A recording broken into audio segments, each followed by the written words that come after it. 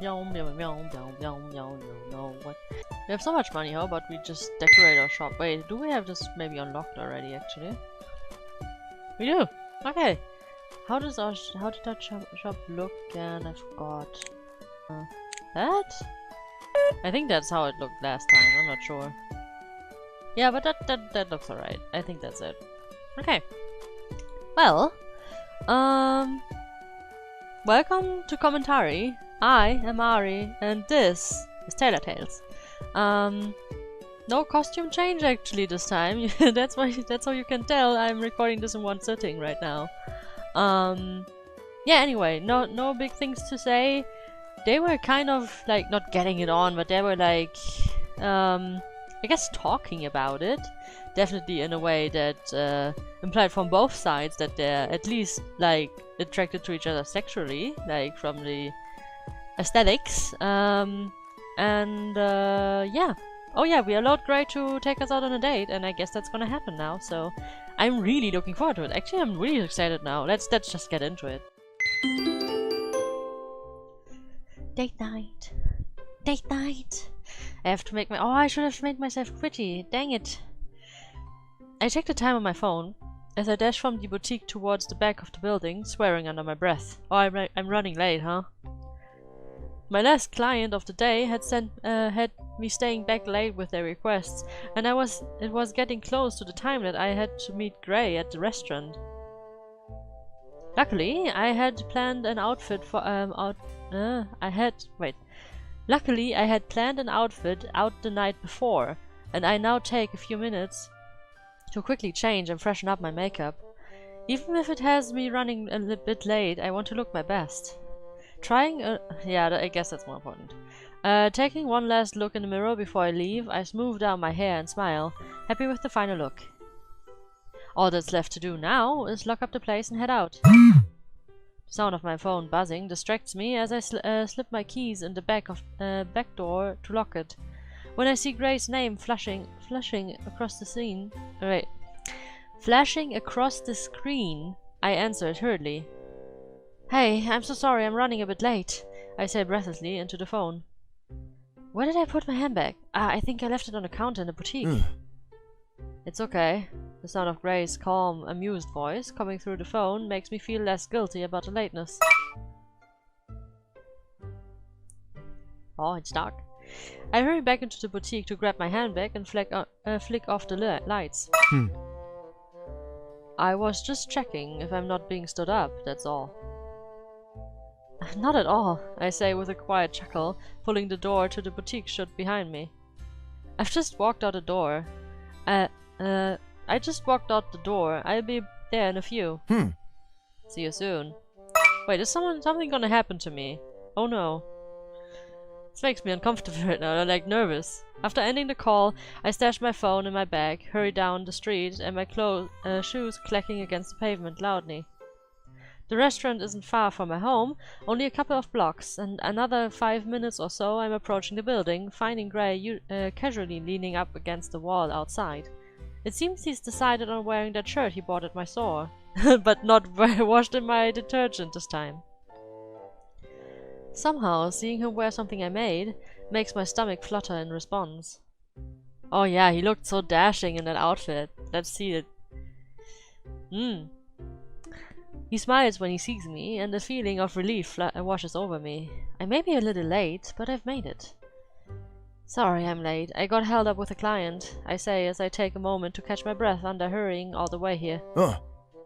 It's fine. All that matters is that you're here, he says, waiting for me to ready myself before heading over to the front door of the restaurant. Yeah, he was waiting for this for like 10 years. I mean, probably not the whole time, but you know. When I look up again, it is to find him watching me, a lopsided grin tugging at the corner of his mouth. What? I ask, raising an eyebrow at him. Oh. Nothing. It's just... you look really pretty tonight. He grins wider as he shoves his hand in his pockets, his eyes dancing with mischief.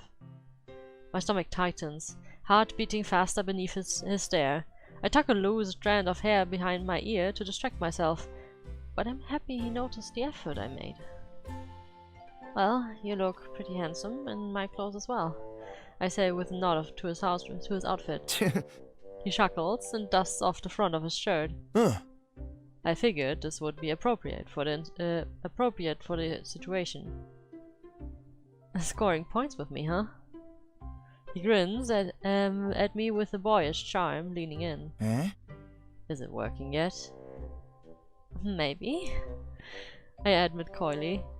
But you've still got the price tag on everything. Wait, but you still got the price tag on everything? No, she's messing with him, right? His eyes widen in surprise as he scrambles for the tag. What? I laugh softly as he tries to tug on his shirt. I mean, he would have washed it before. Wait, it really is on? What? I laugh softly as he tries to tug on his shirt to see where the price tag is. His face flushing with color. Oh, so cute!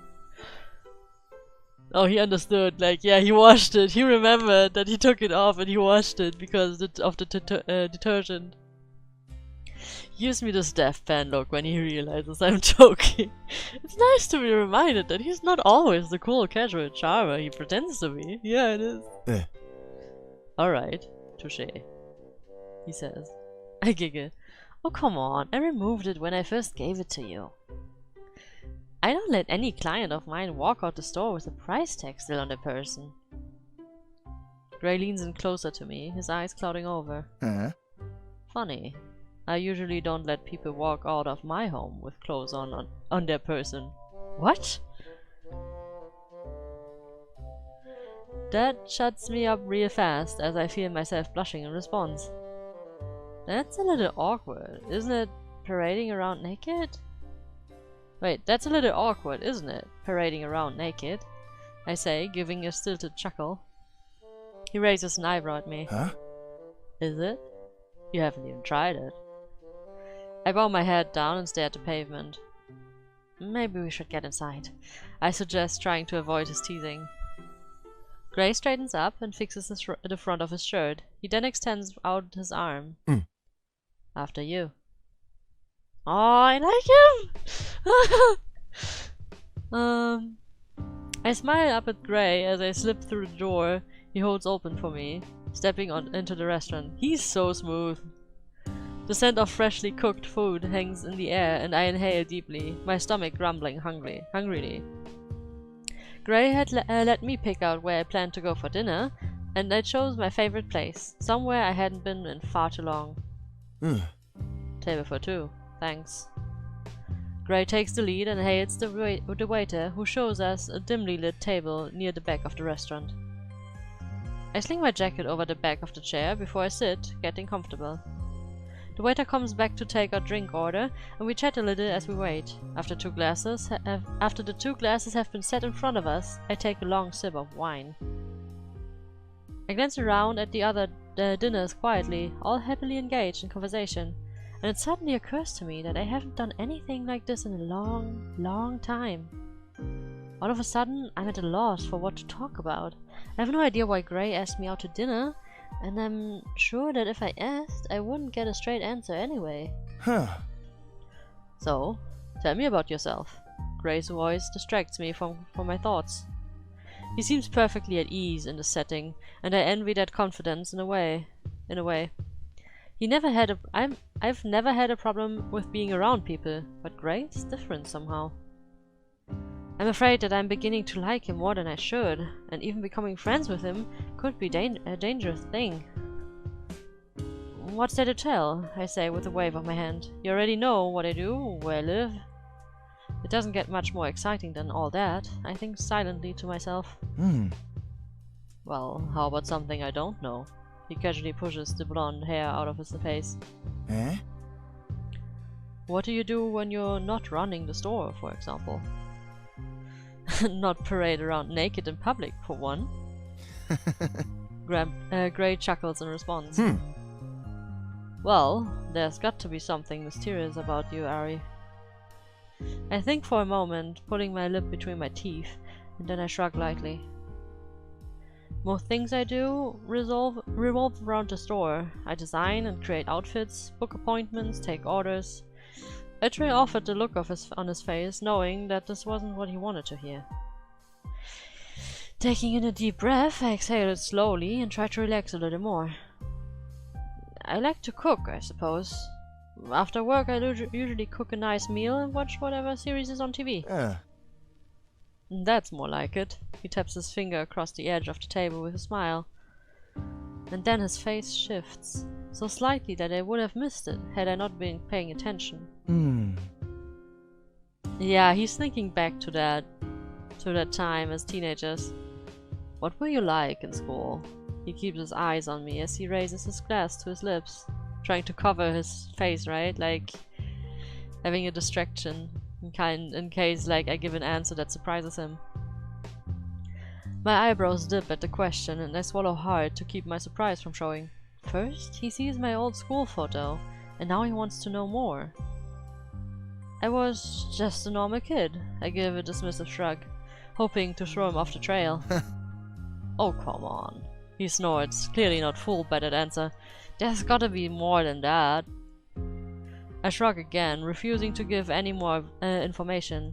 Then he leans in closer, as though whatever he has to say next is some big secret. Ever got into trouble? Not that I can remember. I take another sip of my drink, purposefully avoiding his gaze. I don't believe you, he says with a laugh. I'll bet you were always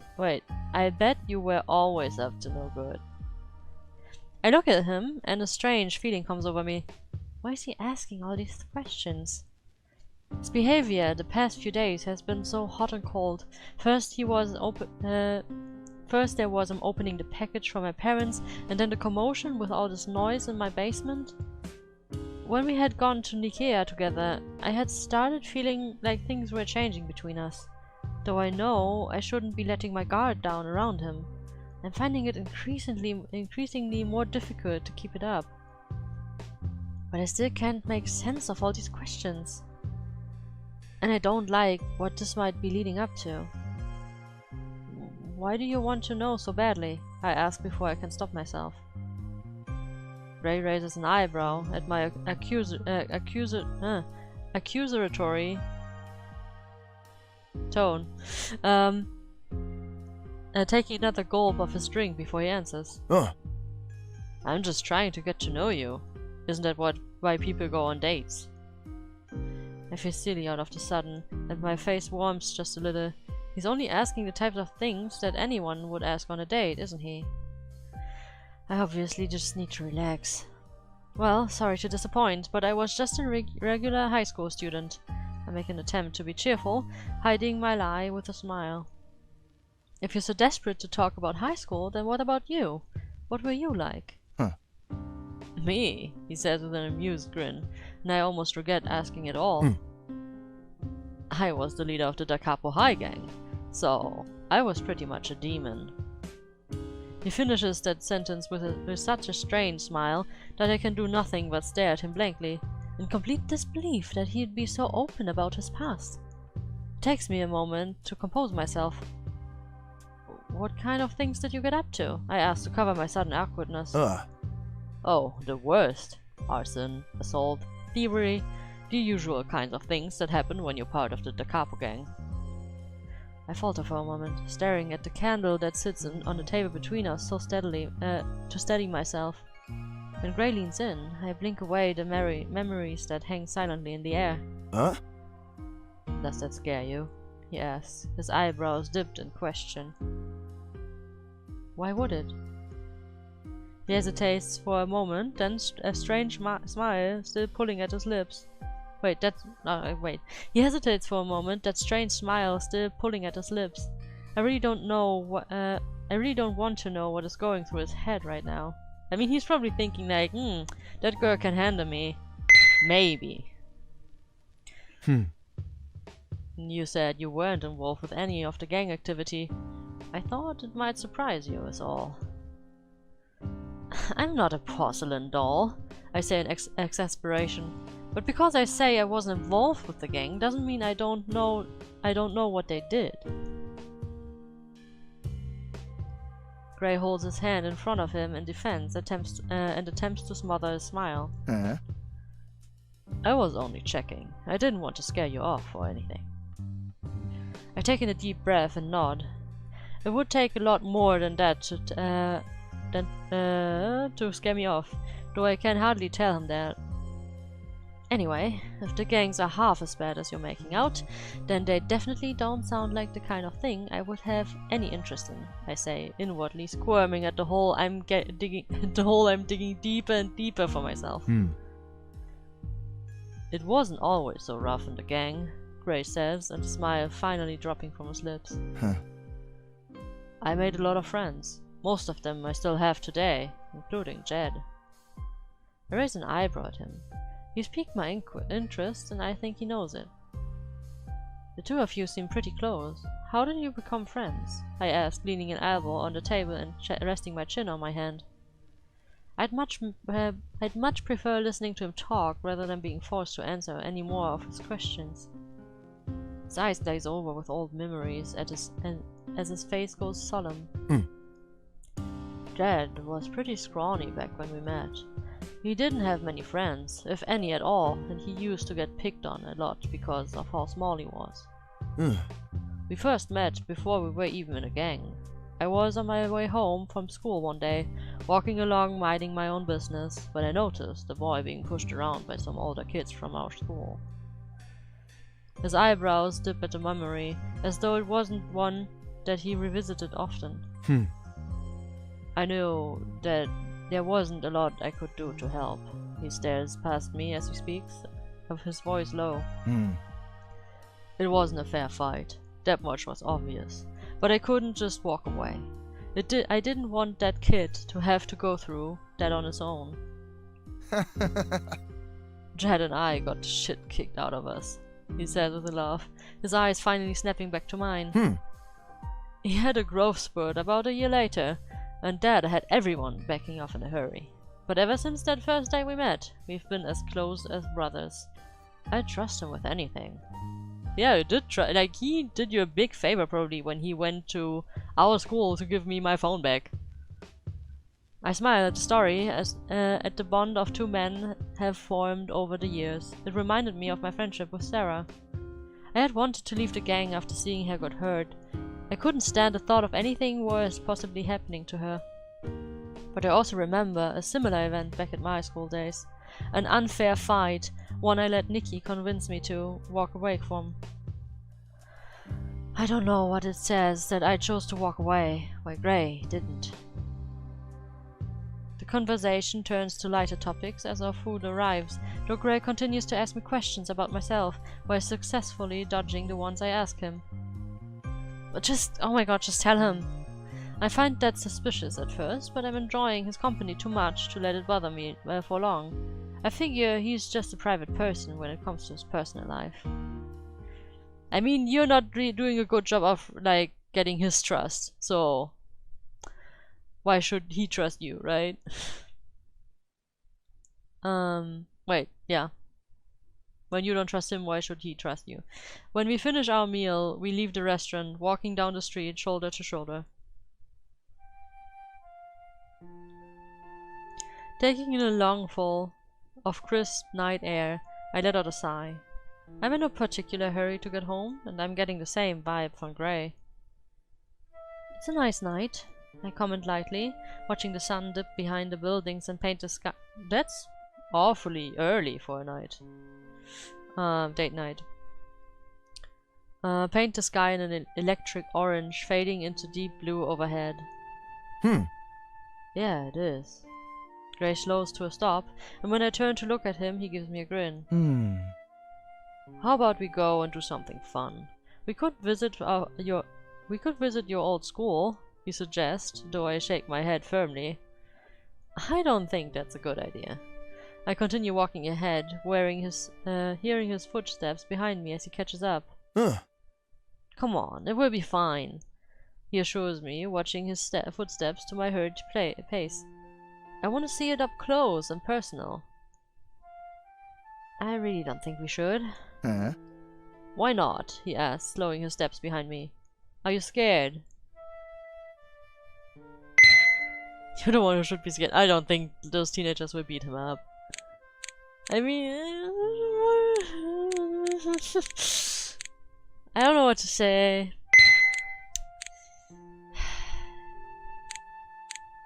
I just don't want to, I say firmly, my steps faltering a bit.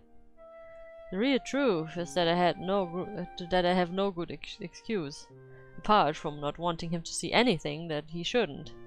But I can't tell him that. Huh? Oh, so you're a chicken? He asks with an edge of amusement in his voice, and I whip around on the spot to face him. Excuse me? You're scared of seeing your old school again. He smiles. I mean, he's not wrong. A smile peeks out, and I know he's teasing me. What happened there? Someone break your heart? Nothing happened there. It just sounds boring, that's all.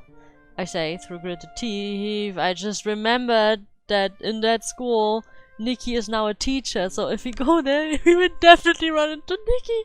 Oh no! I say that through gritted teeth, attempting to seem disinterested. Well, I'm going with or without you, he says, finally, stepping onto the road to cross over to the other side and head into the direction of taking me. No!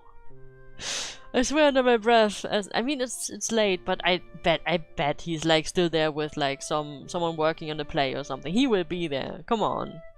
I swear under my breath as I watch him leave, having to make a decision. Do I continue heading home on my own or follow him and hope I can prevent him from finding anything he shouldn't?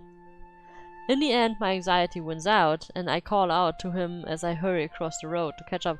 Please, Nikki, call her Kitsune. Please, please call her out as the former boss and shit. Like, be like, wow, that's kind of weird to see you two together. Like, I still hate that guy. Why are you hanging out with him, boss? And then Gray is like, what? Anyway, it's not a long walk to Cleaner Academy, but it's one that's spent largely in silence, as I worry over what Gray might possibly find there. I don't know if there's anything there that I should be concerned about, but I have a bad wait, why am I talking in his voice? But I have a bad feeling about it all the same. My worries subside, however, when we get to the academy and find the front gates securely locked.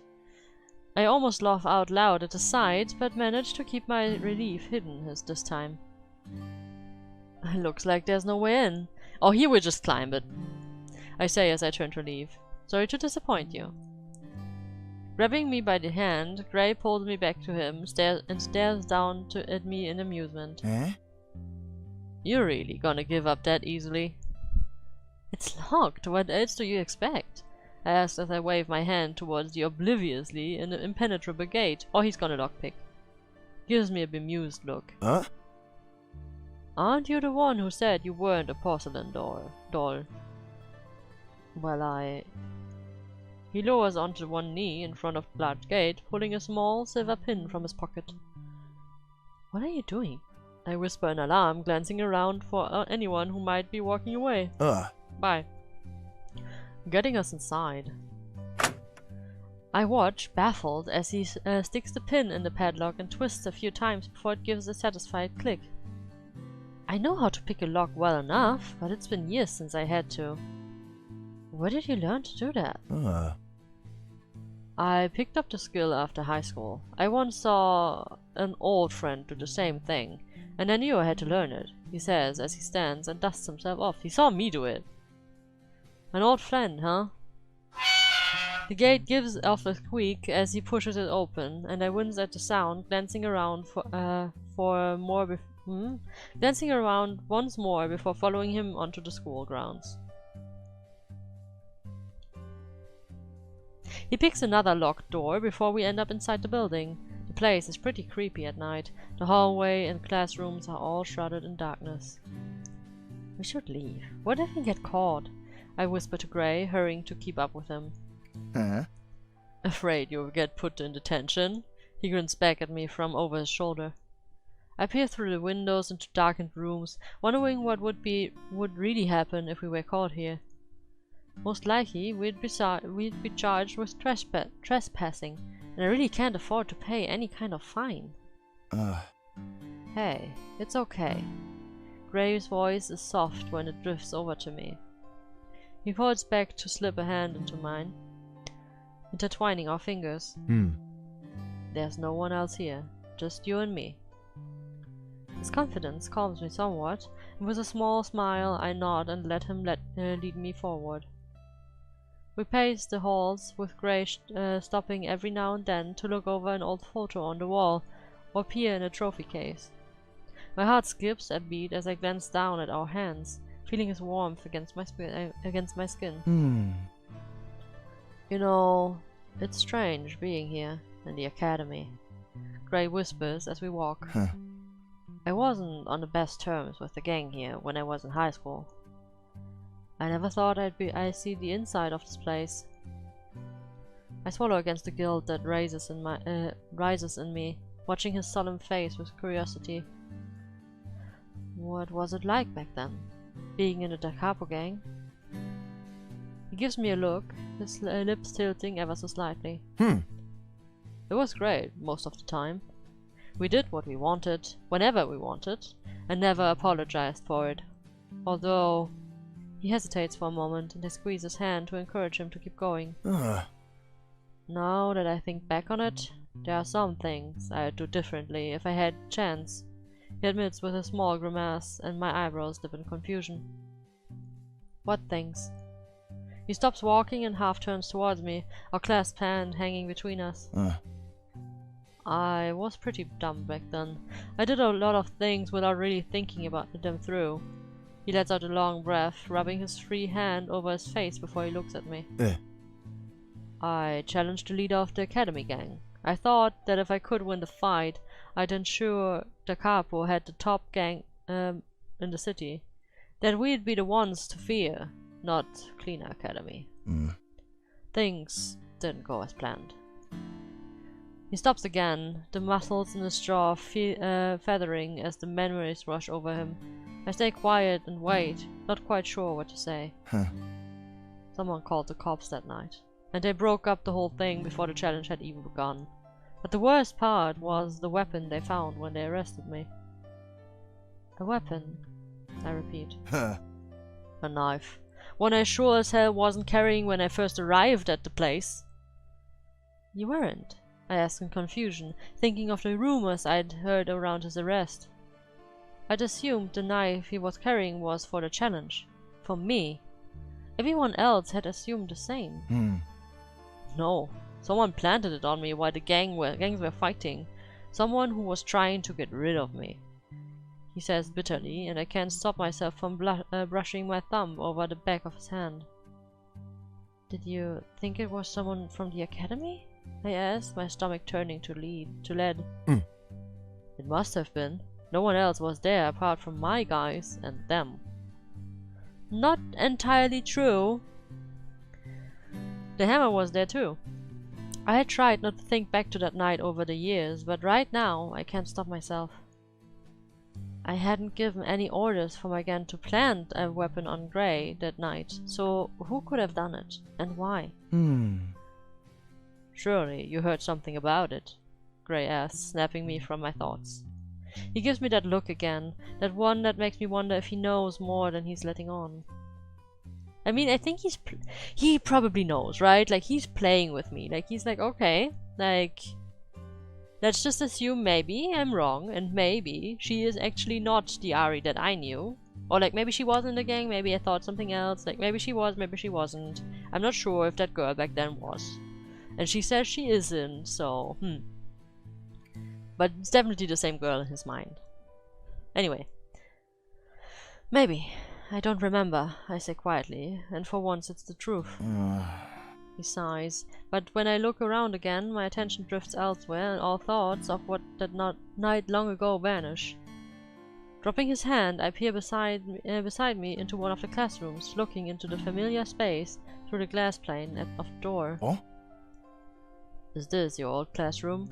Gray's voice comes to close behind me, tickling my hair. I nod, but I don't turn. This old room holds so many memories. It's strange to see it again after so long. When Gray brushes past me and pushes the door open, I don't stop him. I follow him in and glance around and wonder. The layout is the same. The teacher's desk sits at the front of the class, with the individual students' ones all set out in rows in front of it. Though everything looks a little more worn than it once was, the decorations covering the walls are much different. Which desk was yours? Gray's voice echoes over me from where he stands in the aisle, bathed in orange from where the setting sun floods through the windows. It's blue though. Like, maybe you should have changed the background then. Was it this one? He points to the desk front and center, directly in front of the teachers, and I snort ungracefully. It's probably in the back, right? Try again. He walks back a couple of rows, and a glint of challenge in his eyes, and this time points out to one on the far left. Getting warmer, I say sweetly, earning a playful grin from him. I trail behind him slowly as he heads towards the back of the class, my fingers running lightly over the ingrained wood of the old desks. Warmer? Warmer? Hotter? Scorching hot. He places a hand on top of my old desk and looks up at me with an eyebrow raised. I thought only rebels sat in the back row. Maybe at your high school, I tease, circling the desk, bending to point at a small engraving in the back. See? Here's your proof. Gray leans in to get a closer look through the fading light, but it isn't difficult to miss the name Ary, engraved in neat letters onto the wood. Wow, you sat in the back row of the class and defaced school property. I'm impressed, he says with a laugh. With a giggle, I push myself up to sit on the desk, while Gray leans in the back of the wall, watching me with interest. You're full of secrets, aren't you? He studies me closely, a strange expression on his face.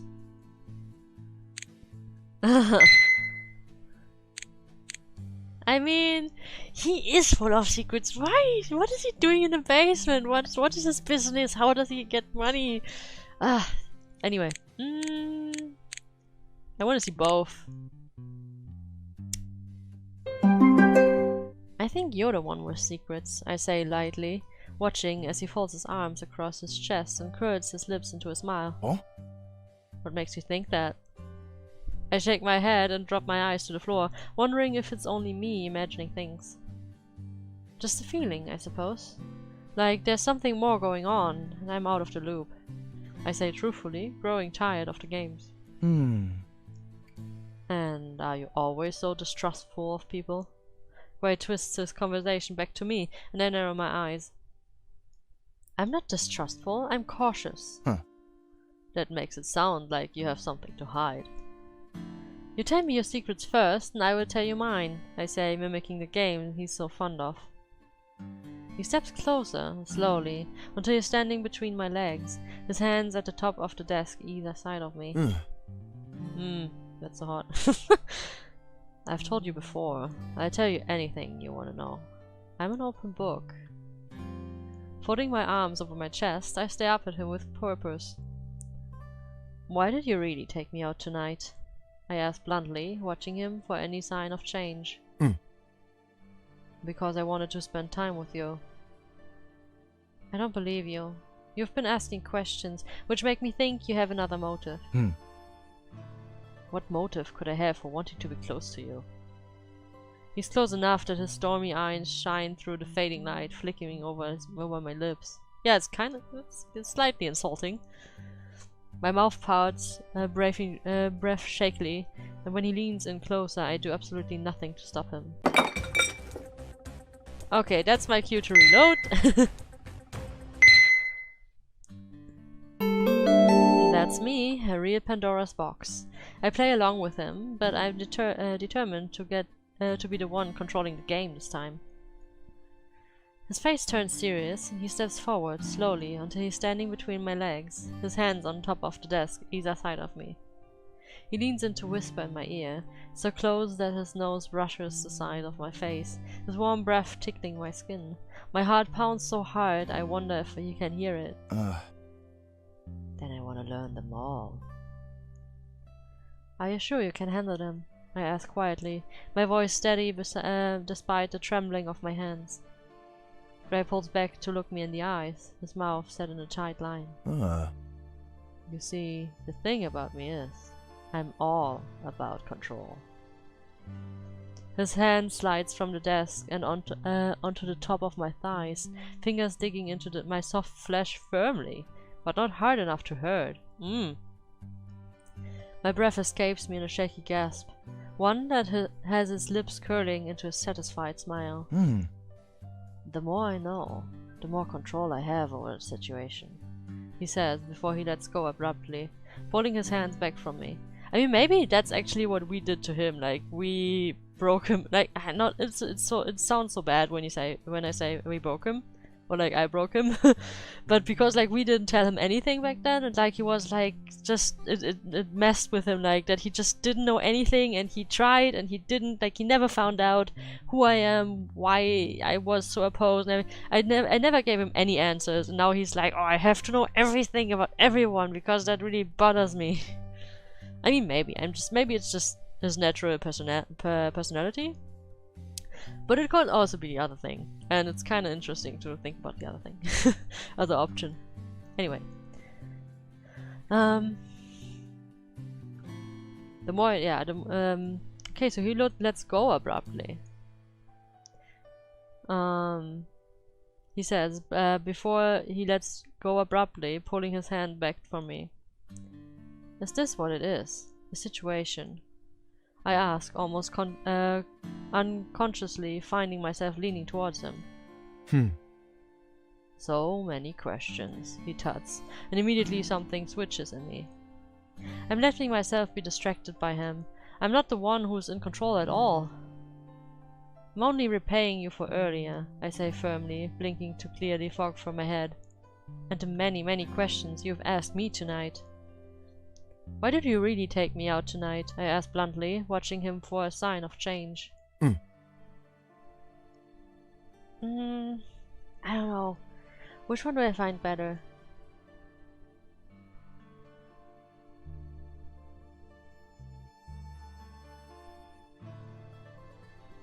Actually, I think I'm gonna go with the kind one.